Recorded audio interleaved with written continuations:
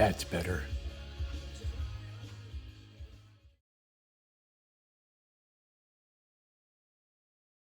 Okay, we're handheld again. So I'm getting ready to cut these boards down and try to make them a little bit flat.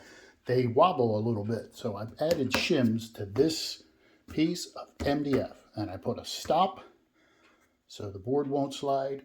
And I hot glued the shims in place, because that supposedly works. Now I'm going to run it through my planer, never mind my finger there, and just see how it comes out. I won't film that because it's noisy as heck.